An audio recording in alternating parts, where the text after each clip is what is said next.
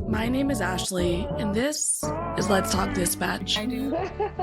You're gonna do it. Do it really well. And I believe the world needs more dispatchers. Around in the mud, blood, and plus beer. years that I'm not working 4th of July.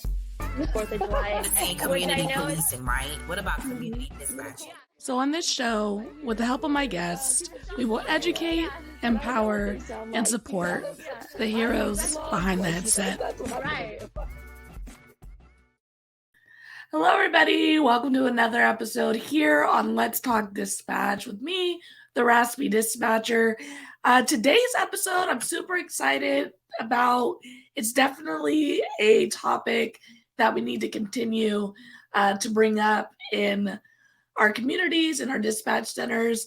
And that is the idea of jumping to the private sector or the options that are available to dispatchers who are ready to leave their comm centers for whatever the reason that they're feeling like it's time to exit. So today I have Casey Rives joining me to talk about her journey through public safety and her eventual move to the private sector. Hi, Cassie. How are you? Good. And I won't judge you for saying my name wrong, but that's okay. Did I? No, it's God. Casey. Casey, okay, everybody oh always says it wrong. Don't worry, guys. I'm gonna go change my shirt now. So. Please don't. You know what? Did I say it? I said it right when I. Yeah, first... when you're. Yeah, it's okay. You know it's what? Okay. I'll forgive it's you. Early. You know, I'm just let you guys know. She made me get up real early for this interview, so I'm gonna blame her. That's not. You said your day work now, so that's not early for you. It is true. I was like, I'm a day shifter. I got this. I don't got this. Everything's fine. Wait, how long have you been on day shift now? Gosh, when did that trauma start? 3 months. 3 months. Yeah. We're almost. It takes a while to get used to. Yeah, your body's like in shock. Yeah. So, but luckily, and it's funny because we sign up every for 4 months. So, I did the original. I got forced onto day shift this last sign up, and then the next sign up came out like 2 weeks later. So I didn't even know, didn't even get a chance to experience it enough. But there was a weekend off available on day shift at my sign up. So I was like, well, I got to take that. Right? Yeah, exactly. So now in January, I'm flopping to the day shift, but the front side of the weekend, I get weekends off. So nice. We'll see if I still like day shift. I think my fiance likes day shift more than I like day shift. Yeah. But we'll see. I did a night shift for like 5 years, and then I was like, oh, can I go to day shift? And I missed like on night shift you get like the better calls, or I guess we would say better calls. Regular people would be like, that's great, like that's not good. But like, the shootings and the pursuits and all of that. So I missed that, but I didn't miss, because then I would switch on my first day off. I just wouldn't sleep for 24 hours. Yeah. So I could convert back to day, like regular people hours. Yeah. So I didn't miss that when I went to day shift. Yeah, that flip-flopping is, man, it's so tough. But yeah, I remember, it's funny when you talk about like, well, what we consider a fun day at work, air quotes, I remember I was dating someone, they were like, oh, how's work? And I was like, boring, like nothing's going on, this is terrible. And they were just like, well, isn't that good? Doesn't that mean everyone's like safe? And and I was like, I mean, yeah, that's great, but just need a little spice in my life, it's like a little foot pursuit, a light jog. Like I'm not asking for injuries. I just, short exactly. pursuit, Yeah, people never understand that unless you work in public safety. I know. When they ask you a story at dinner and you tell them and you're like laughing and you look up and everybody's just like, I know, everyone's like blank stare, like, are you okay? Yeah. The family therapist starts coming over more often. You're like, that's weird. They were never here before that story. Exactly. Oh man. So how did you get into public safety? What's your story? Yeah, so I think I got in public safety by accident. I don't know anybody really, or I didn't. And now dispatching and 911's talked more about. So it's kind of out there as a career job. And I got out of college during the end of a recession in 2011, and there were literally no jobs. And I knew I wanted to work something like with mental health. So I saw this job on like Gov Jobs, and I applied. and they hired me, and I was like, this will just be like a year or two, foot in the door, and then I'll go into something else. And then that year or two turned into 11 years, and I was like, I liked it, I liked you. Of course, you have those like civil dispute calls and all of that, but then I liked those, negotiation calls or those suicidal calls you're on and really build that rapport, and those relationships, and of course the family that you meet with your coworkers, and Mhm. so I stayed for a long time, and I don't regret that at all. It was a great experience. So Yeah, and I mean, it's so funny, like, the more people I talk to, the more people I connect with. I feel like there's two pools of people, who get into this line of work, right? It's like, I don't know, I was looking for a job, I needed something that, I stumbled into it, and I was like, I'll be here for a little bit," and then all of a sudden, like, X amount of years flew by, and I'm still here, or I've gone into this now, and then there's other folks who's like, "Oh, I knew someone, and they tricked me into yeah, exactly. you know so I always, because I definitely stumbled um into it, and I was someone who was like, oh, I'm probably going to go academy, just foot in the door, go patrol side. That was kind of probably the end goal in game that I had. And now I have a podcast and a dedication Yeah, to the dispatch world that representing that 911, right? yeah, like I never thought that but I think that's what dispatch, for folks who are considering getting into it, and how rewarding it can be, it is something that a lot of people do stay for many different reasons, but it does change you, right? Let's be honest, the ones whose friends, recommended them and stuff, like those aren't your friends, they're not looking out for you, Right? They're just tired of being forced to come in for overtime. They're like, we need Exactly. bodies. They're like, it's great, you should come in. We get in a pizza party occasionally. Just come on. Right? Just occasionally. Yeah. Only when it gets real bad do we Yeah, have the pizza exactly. parties, Gotta boost that morale. So, oh man. So what would you say it was like for you in the beginning of your career? Getting your feet wet, getting into dispatching. What kind of dispatching did you do? Yeah, so I worked for Fairfax County, which is pretty large. We have one of the best dispatch centers. I mean, people from all over the world would come visit to see our center. So we have a pretty, rigorous academy. So you go in the academy, and then you have several weeks of on-the-floor training.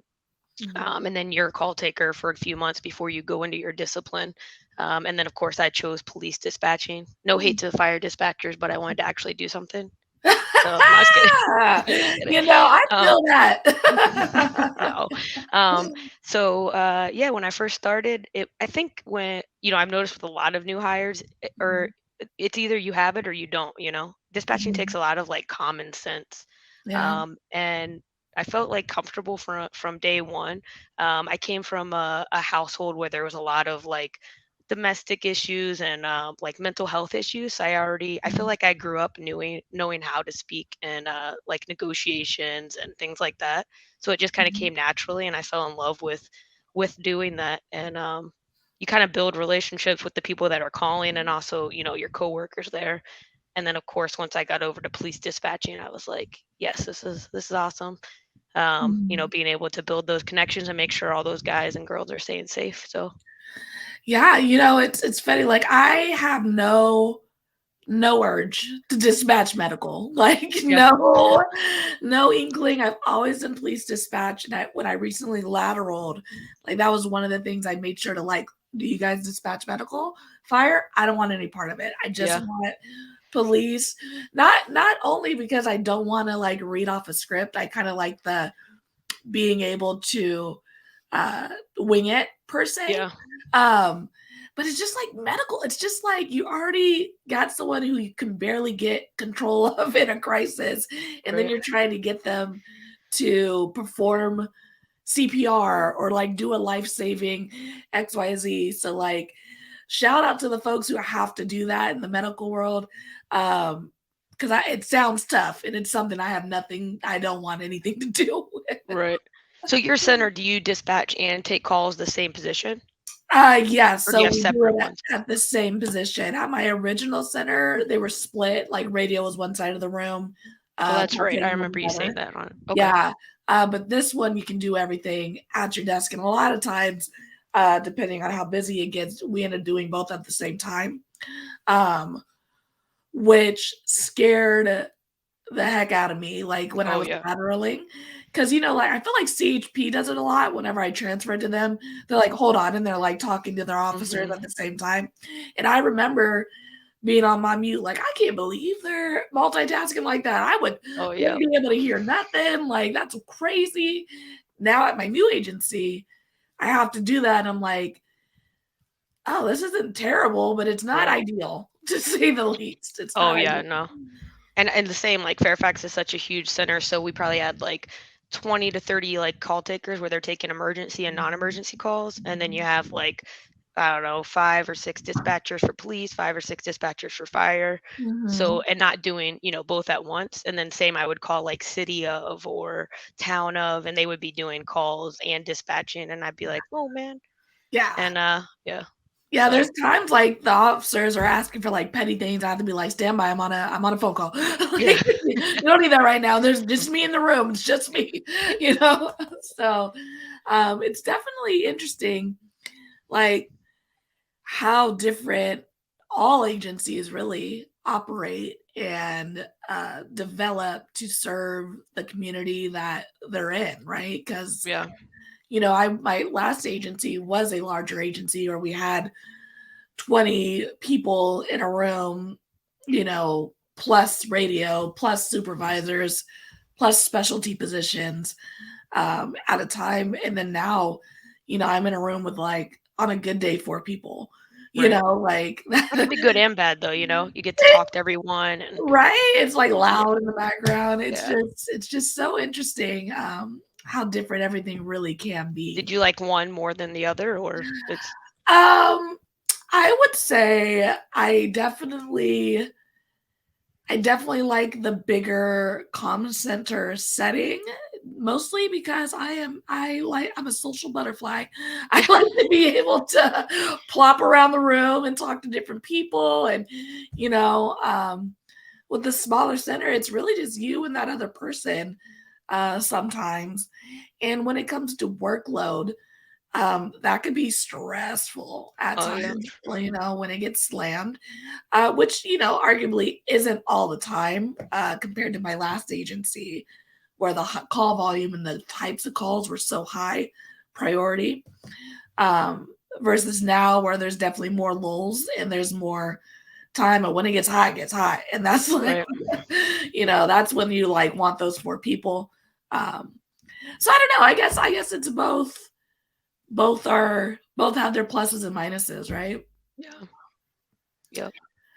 Do you remember any of your like first calls for service, any of your early calls, and like how that went for you?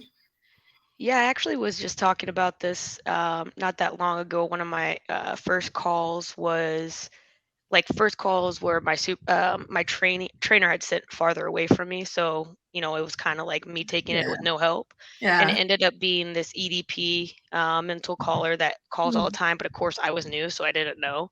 So everybody else would hear his voice. Once you're there a long time, you're like, oh, here goes Carol again. Yeah. So I didn't know, and I just wanted to it was Christmas and I felt really bad for him, so like I'm talking to him about his cats and all this, and my trainer didn't even say anything because he was probably laughing, and I'm like talking, and the next thing I know, he's like saying very sexual things to me. And meanwhile, I'm like, you barking up the wrong tree. Even though it wasn't like an emergency type call, it was still helpful because it teaches you get so many. I don't think general citizens realize how many, EDPs or people suffering from mental health issues there are out there. I know I didn't. And those people call in all the time. And so you have to learn how to like talk to them, even if, you're like, I gotta, I don't have time for this. You still have to like talk to them and make sure they're okay. Cause one day it could be that they're having an emergency. Yeah. And I mean, I've told like people, I'm like, yeah, I've told people I have pets that I don't have. And they're like, what do you mean? I'm like, well, someone who's having a crisis and they're like freaking out about their pet, or like something's going on, and be like, oh my God, like, my bird that happened to my bird too. And they'd be like, oh my God, you have a bird? I'm like, yeah, like it's at home. I give it a name. And then, it makes the person feel better. And they're like, I'd hang up and my coworker who's like in my pod would be like, you have a pet? I'm like, no, I ain't got no pet. They're like, what? Yeah. Did you just lie? I'm like, I mean, it was a white lie to make them feel better. Like, I don't know. I thought it was valid. Yeah. But sometimes you have It makes to, them feel better. Yeah. yeah, you have to kind of relate to people, and we do have a lot of frequent callers. I mean, at my old agency, we had one, and they would call, maybe once a night, and they'd be like, hello, this is so-and-so. And you're like, hi, so-and-so. Yeah, exactly. How are you? And then I would even know when they called in earlier and got someone else who's like over them, because they'd be a little more like, I'm not in trouble, am I? I'm like, you're fine. Yes. And I'd stand up like, who yelled at so-and-so? Stop. They make me feel Exactly. better during a busy shift. They're nice. There was one lady who used to call all the time, and some people would get like mad at her, and then that would make her angry, and she wasn't nice. But if it was like a slow day, I would just like talk to her for a minute, And then so I started, every time she would call, I would tell her jokes, like really stupid jokes, and she would like crack up, and I was like, I love you, like, here, Right, let me just tell you yeah. some jokes for a minute. And Yeah. then most of the other people, she wouldn't like get off the phone, she would just keep going on. But after I told her a couple jokes and we laughed, I'd be like, all right, I gotta work now, and she'd be like, okay. Yeah, it's so funny. And like, I mean, I get it. I get it for all the folks out there who are like, you guys need to stop promoting this. People need to only call. Oh no. I mean, there's definitely those are only like if it's slow, I'd be like, all Yeah. right. But some days I'm like, look, you can't call 911, okay? You need to stop. Exactly. Like, don't call 911, call the non-emergency. I'll tell you if we're busy. But I think those folks who, they're lonely. And they're like, if I call this number, someone's gonna pick up. Right. Like it's mandated. Someone will always answer this phone. So it just goes a long way if you have the time to just take the time, right? Like take the couple minutes, make a human connection. And if you don't have the couple minutes, we love to be assertive in this line of work. Right. Just advise them we busy, Yeah, so exactly. I just don't think it does any harm if they're calling the non-emergency number. That's what it's there for. Don't call 911 with that stuff though. Oh, Don't do that. No, don't do that. We don't got time for that on 911. So tell me a little bit about like how you jumped from dispatching into the private sector and what that journey looked like for you. Yeah, so I think I probably was talking about it for like 2 years. I got to that like burnout kind of stage. But it was really that last year, the environment had just changed. We had gotten like new directors. It felt like morale was non-existent, and we were being told like morale's not a thing. This is just like, and I'm like, am I crazy? But then you have like for anyone's listening. Oh yeah, I said that. I'm like, it's been proven studies and studies again that if there's good morale, people stay longer, which reduces your cost. Because how much does it cost to train a new dispatcher that may not even stay? Yeah, that's funny you say that, because I remember day one of my academy, their opening speech, and I'm sure they did this every academy, but I was like, whoa. They were like, they gave a number, like this crazy number. That's how much it costs to get you in these seats. And I was like, they're like, we want you to be successful. Yeah, people don't realize how, and especially I always say in public safety that focusing more on recruitment than retention is deadly, right? So not only is it costing your center more, but it's also, you can't replace the experience of a seasoned dispatcher or a officer or fire department personnel, because they know what they're doing. Yeah, so once it got kind of to that point, and I did a lot of things to try to make it better and to help people out there. And I just was like, I have to look out for myself and my happiness. And I took advantage of, the employment world was kind of blowing up with, people having the ability to hire more. And so I was like, I'm just going to take a leap and apply for some things, had some interviews. And then I just kept going back and forth. I'm like, I don't want to do this. Should I leave? Should I not leave? And I was talking to, a good supervisor friend of mine who had recently left for the public sector, and somebody else. And they're like, I promise you won't regret this. Like, there were a lot of tears. And then I came home one day, and I told you this before the show, that my wife had bought office furniture, set my office up. She knows I can't make a decision, so that was her way to be like, go ahead. So she was like, just do it. Like, we'll be fine. We'll figure it out. And she was like, if you don't like it, you can always go back, because they're not going to tell me no. Yeah, we always need numbers. I don't know. They might. I don't know. And to say I haven't regretted. I mean, there definitely was a lot of things to get used to. When I first started, if there was like a slow second, I would be like, oh, I'm gonna get fired. Like, I'm not doing enough. What am I supposed to be doing? It was a lot of, and my therapist told me, and yes, I have a therapist. I'm not crazy. I think everybody should have a counselor. Yes. I think it's good to have someone to talk to. She even told me, she's like, you're used to your cortisol levels being high, low, high, low, high, low.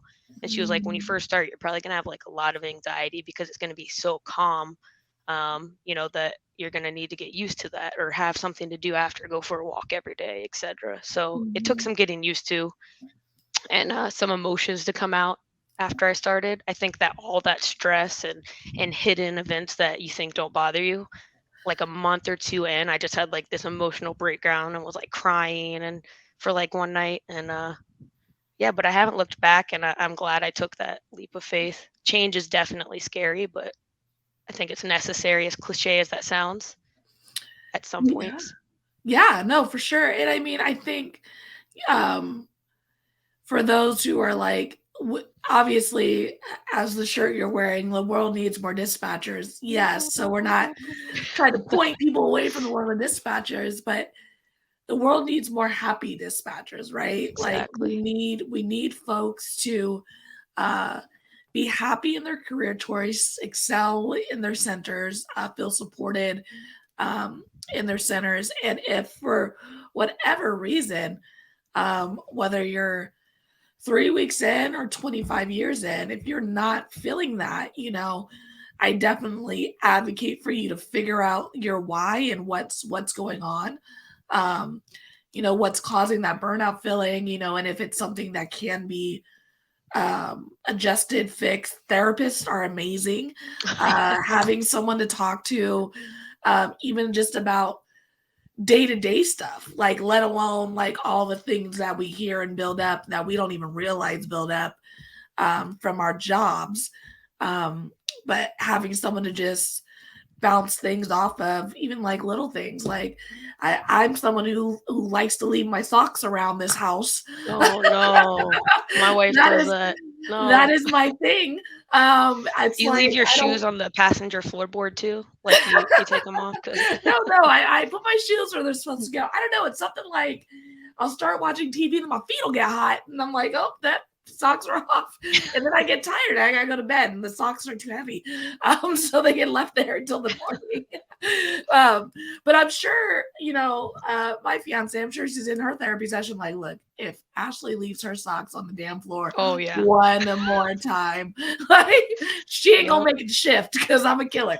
So exactly, so just talking to someone about those little nuances, it doesn't have to be big, right? Like, we don't have to have some big traumatic event just to go to therapy or find someone to play that role for us. So that's my little public service announcement. We do not. Oh no, I'm all for. I agree. I think when you say, and also a marriage, before my wife and I had my son, we were like, we wanted to get like a therapist just so we could make sure we knew it was going to be a stressful situation to talk about. And I think when you tell anybody you have a therapist for anything in your life, they're like, what's the tea? What's wrong? And you're like, nothing's wrong. That's the purpose. We don't want anything to be wrong. Yeah. So yeah, it's nothing to be ashamed of. And I know we hear that a lot in public safety, but we're also, I think we're like, this is stupid. We don't need to talk about these. Yeah. It doesn't affect me. Yeah, I definitely think we're in a good place in public safety where there's at least in the last, 5 years that I've entered it, where the conversation is shifting. Like, there's more peer support, there's more acknowledgement, there's debriefing sessions that include dispatch. I think we're getting to a place as a community, first responder community in general, where we're acknowledging, like, the folks who see the dead body on the side of the road, like, that's heavy. The dispatcher who heard that assault occurring over the phone for 5 minutes while they were driving there, that's heavy, you know, and we're getting to a place where it's okay to acknowledge that, admit that, and ask for help. But of course, we need more, right? We need more safe spaces and people to feel like they're in safe spaces. Um, but I definitely think there's been a shift, I would say, over the past 5 years. Oh, 100%. Yeah. Mhm, mhm. It's been great. Much needed for sure. Yeah. When you first started, was peer support a big thing, or just like starting to come about, or like what was kind of the vibe when you first got into the industry? Yeah, we had a peer support team, but I don't think a lot of people actually utilize it. Like I said, I Mhm, think, public safety is like, I don't need to talk about that. I'm fine. Because you mhm. take like someone shoots himself and then you're eating your cereal or something while you watch Netflix and it's just like keep going on. Yeah, yeah. Um, so yeah, we kept that, but then I think towards the end, also peer support felt like they weren't being heard about issues that needed to be addressed or to help Mhm, the dispatchers. So mhm, I think anything like that can always be improved. We wouldn't have got here in the 911 community where it's at now if it wasn't improving.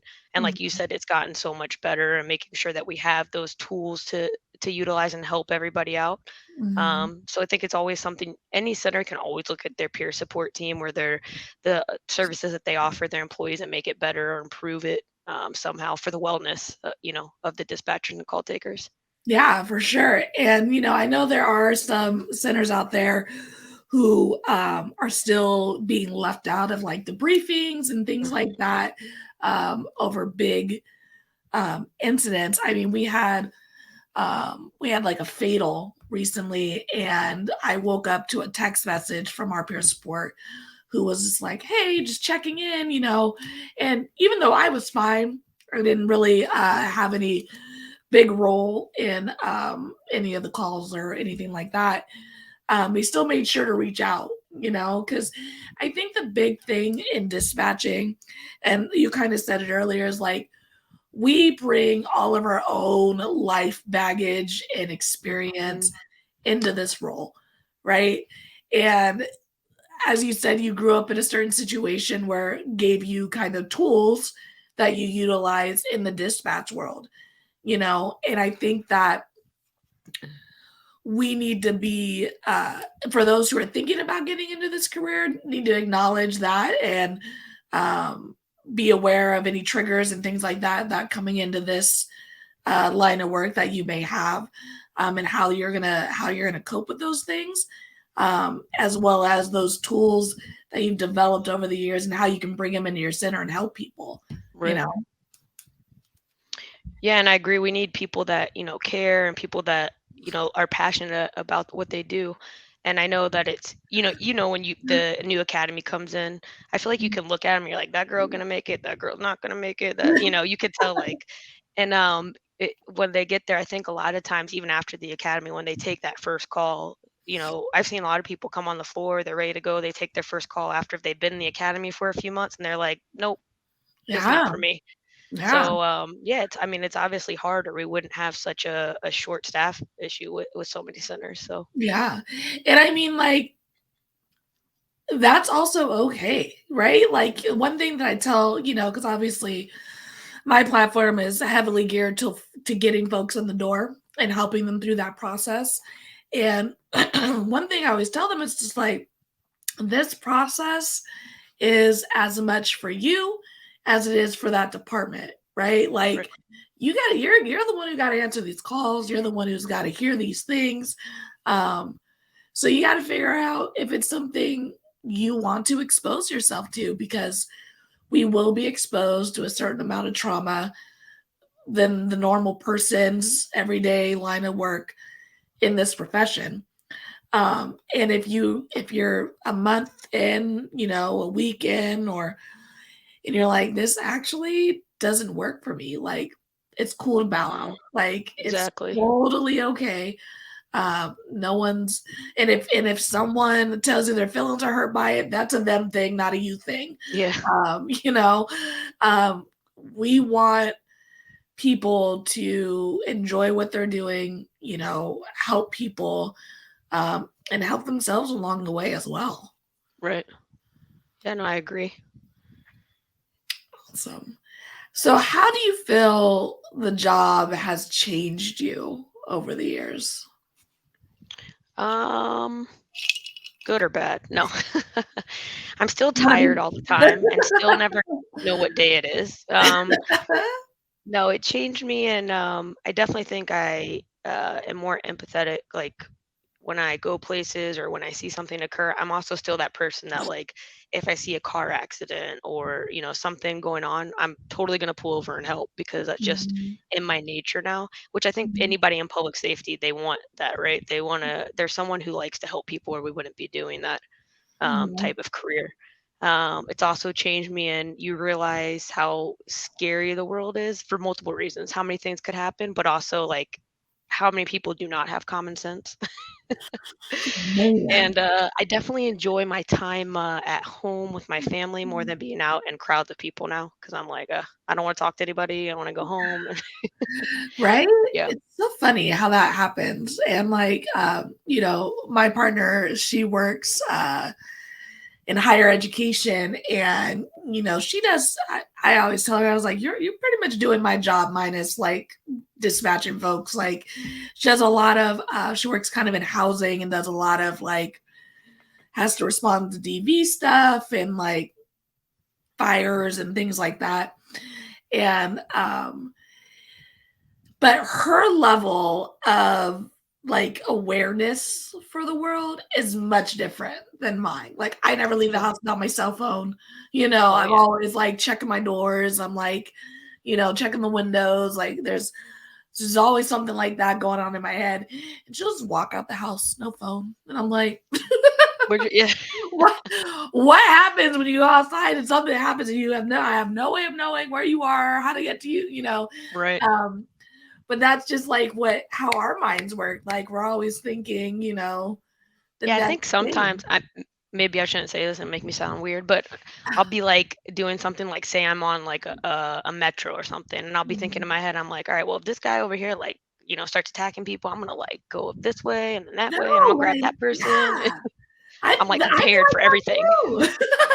even though I probably would just be like, no, don't. But in my head, I'm like, I'm gonna bust him up. I'm gonna save people over Like, there. what am I gonna do if XYZ happens? Yep. Like, or even like, all right, I'm driving on the freeway, car accident. What freeway am I on? What direction Mhm. am I going? What's the nearest exit? Like, Yep. because those are the things you need to provide overnight. Like little things like that, or like you see someone who's like looks creepy, and you're like, all right, full description, top, bottom, like just in Exactly. case, like just things that you just kind of pick up in this line of work that someone who doesn't necessarily listen to the trauma and the evils of the world every day isn't vibing with. I mean, it's like it's gonna be okay. Like I'm like, no, it's Yeah. not. Exactly. Things happen. Yeah, I think it makes you that's another thing that that working in public safety is it made me a lot more thankful for a lot of things. Mhm. Whether that's like something as simple as working the private sector now I had like one of my first Christmases off last year, like little things like Mhm. that you like find you're thankful for or Yeah. being healthy and happy, so yeah. So, when you started to kind of venture into the private sector, like searching, what was kind of your game plan? How did you like locate these jobs for someone who's like listening, like, oh my God, I've been thinking of going private, like, but I don't know how to find the jobs. Like, what was kind of your Right. strategy if you can recall it? Yeah, that was hard at first too because there's so many like career websites and some of them look Mhm. like scams and it's like what's real, what's not. Yeah. So I definitely always recommend people that LinkedIn is amazing. Mhm. That and I think it's worth it if you can, it's like $30 a month or something to have that LinkedIn premium because Mhm. you have access to so many courses. And help you market yourself. I think a lot of times in public safety we think we're not marketable, that people won't understand what we do, but Mhm. we have a lot of skills that translate into the private sector that most people don't have the ability to talk and communicate and multitask, all of those sort of Mhm. things. Mhm. So I really focused on my job search on LinkedIn, and I knew that I wanted to stay working in with public safety. in some form. So when I was looking for these jobs, I was typing in, those keywords like 911, law enforcement, public safety, public sector. And really, I knew that I also wanted to go on the technology side of things because even though it seems like 911's been around forever, in reality, it hasn't. But I feel like it's taken us so long to get this needed technology that's now coming out. And I kind of wanted to be on the other side of the headset to help that process, Yeah. um, and go for that. So, I mean, I think that you just need to network, Mm. networking's the best thing out there. Talk to people and get, nobody's gonna, if you message someone, it's like, hey, I want to know more about like your company or this position. I want to know more about salary or what this entails, what Mhm. kind of skills. I found that the community on LinkedIn is great. Everybody's Mhm. willing to help you, and there's so many other people like me that have come from public safety into the private sector, and we're Mhm. still like a part of your community. We still love and care about you. We're here to help you and answer any questions that you have. Mhm. That's one thing about being in public safety is you never truly leave.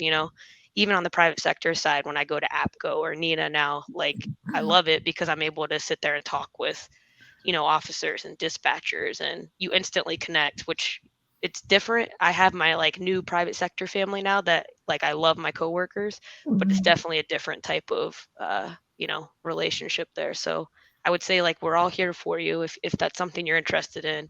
Just get on LinkedIn and you'll find tons of people that have made that switch and promote yourself. Be confident. If you're dispatching or call taking, be confident that you're an amazing person with a lot of skills. Heck yeah. I mean, another one of the things my academy professor said originally was like, once you can dispatch, you can do anything. And Right. like, I took that to heart so hard. Like, this is such a unique skill set. It's such a blanket of skills that we learn from crisis negotiation to, managing multiple priorities at a time, being able to multitask, the list goes on. And all those things do translate uh, to other professions. And I have to agree with you that LinkedIn is amazing. And for folks who are like, what is this LinkedIn? Never heard of it. I would say it's like the Facebook for professionals. Right. It's all career motivated and geared, and it allows you to connect uh, with folks in a social manner who are kind of trying to promote themselves professionally. So it's a place for more professional connections.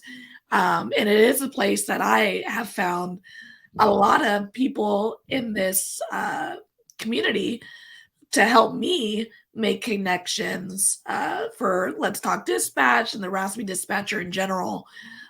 Because as you said, networking goes a long way. And I've been doing the Raspy Dispatcher, like social media, for probably 2 years now. But it's this last 6 months to a year that I've actually been focused on connecting with people and Mhm. bringing outside people in to get messages out. And I mean, just that networking, it just goes such a long way. Um, Yeah, even if you're, I guess I should say, even if you're not looking to switch careers, right? I think mhm, everybody, if you want to, I mean, LinkedIn's free if you're not looking at, you don't want to do the premium. mhm, Make yourself a profile, not to promote yourself, but if you're not looking to leave. But you could, like you said, you find so many people on there, whether you want to find someone that can help you advance your career or take some free, I mean, I see so many like free training classes or free mhm, webinars you can join to, help yourself with your skill set or mhm. even take something back to your center that's going to make it a better center so that people aren't leaving, you know? Yeah, because if your center has low morale, because low morale is a real thing, um, you know, there there are people out there in these spaces, gosh, even in these Facebook groups who are sharing these things that they're doing in their centers. Um, the episode that's airing this week in November, Teresa, she wrote a book, a kid's book about calling 911, but during our interview, she talked about a 911 Kids Expo that she created within her department, Oh wow. and had the firefighters come out. Um, and they didn't just come out like with their fancy equipment and like steal the show. Like everything was geared towards, if a kid is having to talk to a dispatcher, we need them to know how to do these compressions, how to start CPR. And like Right. that's what those individual people worked with the kids on. So just like these amazing things that dispatchers are doing within their centers to make changes, is just phenomenal. And you can connect with these people on these social platforms, especially LinkedIn. And They're there's so really many good. like great ideas out there that, So one many. center might think of, but another one not. And, having a place where you can combine all those, that's what's going to make the public safety, specifically the 911 world, so much better. So I Yeah. definitely recommend it. I'm not don't worry, I don't work for LinkedIn. I'm saying I think it's a great tool to have. But LinkedIn, if you're looking to sponsor, we're Yeah, available exactly. to have I'll a I'll wear a conversation. LinkedIn shirt. So I appreciate you. Oh, coffee's running out. That's not good. oh yeah. I got you want I'll share some. Here you go. Both got the mason jars. If you guys are watching us, virtually, we are two peas in a pod here. um, so let's see. Talked about what is life after dispatch in the private sector has been really great for you. Oh Is what I man. can tell, right? Oh yeah, it's a completely different world. I mean, in public safety in 911, like we were joking about, like you might get a pizza party or something, but you don't think about those things. And then I come in the private sector and I'm like, y'all get company credit cards? You guys get PT? This is a funny. It's not funny, but it's funny. Like Yeah. the first day, I don't know how your center is, but our center, you had to sign up for all your leave days starting in October of the previous year. Mm. So you had to sign up for all 14 days that you wanted off or whatever it was. And it's like I don't know what I'm doing in a year. Or if you needed a day off, it was like an exchange or you calling out sick. I mean, I don't recommend that. I don't do that. Never did it. Yeah. Um, no, but I'm saying, so the first time at private sector I ever put in to request a day off, I did it like I don't know, like 3 months in advance, which like you can just do like 2 days in advance in private sector. And I Mhm. put in this like paragraph about why I needed it off, and my boss just was like, "Okay," like, uh, but I wasn't like used to that. So like now I know when I put a day in, I just like put a day off. I don't have to say anything, and they give me the day off. They're So like, little, your trauma is showing. yeah, Can we just reel exactly. back this paragraph real quick? Exactly. They're like, "You all right?" Um, yeah, and so many things that maybe people in the private sector complain about. I'm like, this is great. Y'all have no idea Yeah. how amazing it is. And just those new skill sets that I'm learning and that I'm appreciative of that my company, took me under their wing to teach me. And yeah, it's been great. I've enjoyed it. Um, and I love it. I still miss the job of Mhm. dispatching, and I'm not recommending anybody, like you said, think about if you want to stay and offer your skill set and make things better. But also if you're realizing that you need to choose your own happiness, then don't be scared to do so. And I'm living proof as well as several others that you'll be okay. I promise. For sure. So, what advice would you give someone who is considering starting their career in dispatch? Um, be confident and don't you have to make sure you're not second guessing yourself, right? Like you said, we need someone who's strong in that position, someone who has a good mindset. And if you haven't applied yet or you're wanting to apply, there's obviously tons of open positions at every agency that we need good people. And even if you just get into those communities, like you mentioned, there's tons of Facebook groups or LinkedIn, anything like that, and connect with those people. You can start training beforehand, like online academies or just learning more about the world if you've never been in the public safety world.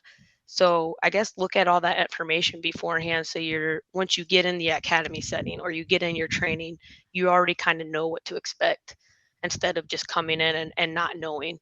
And there's so many webinars and things like that where they'll let you listen to calls or you can hear situations and learn everything beforehand.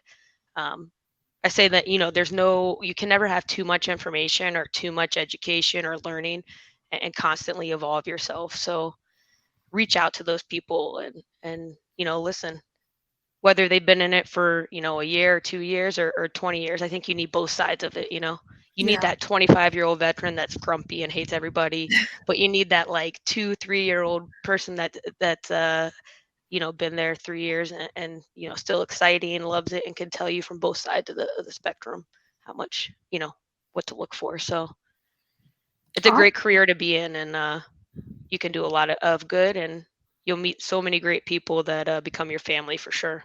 Definitely.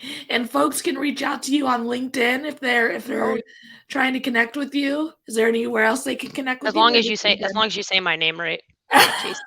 Look, we're gonna work on this privately and mend our relationship. Casey. Yeah, no. I want everyone to know I got it right before we started recording. I don't know what happened.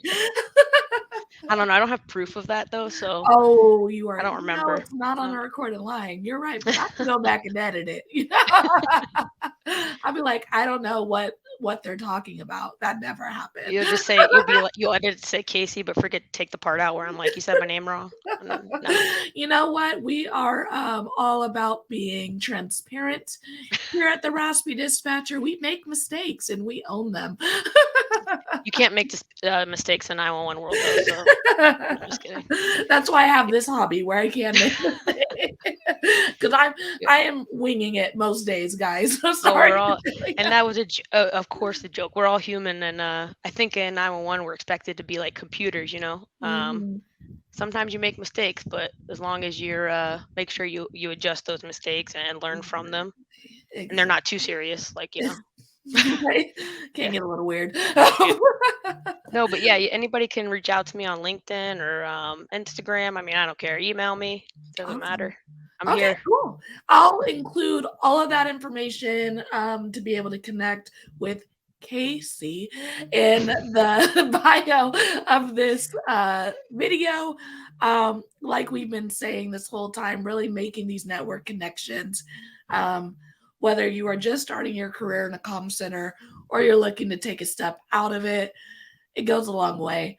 And there is a lot of world to explore outside of our comm centers that still greatly impact the 911 world.